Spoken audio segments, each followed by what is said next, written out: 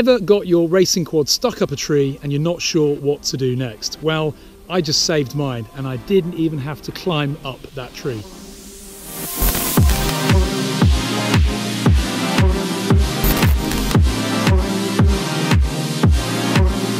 Hi, I'm Ash from DroningON. Now we've all done it. We've got carried away with flying our FPV racing quad and we get it stuck up a tree. Now most of the time you can climb up the tree or the quad just falls out, but sometimes you're right at the top of the tallest tree and there's no way to get to it. Now one option is to arm the quad, but of course if the accelerometer detects that you're not level and you've got the accelerometer enabled, it won't let you arm it. Now it's not good for motors or speed controllers to be fired up whilst the motors are restricted in their movement. In other words, when the motors are stuck or the props are stuck on branches, but sometimes you have no other choice, as I did tonight.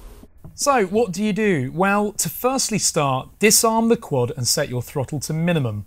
To start the calibration procedure, set your throttle to full and yaw to left. Pitch to minimum and then hold for a few seconds and that's it. So just to recap, full throttle and yaw to left, middle roll and pitch to minimum. Then stick your FPV goggles back on and you'll now be able to arm your quad successfully. There was no chance that I could climb this tree and it was getting dark, and so I had nothing to lose.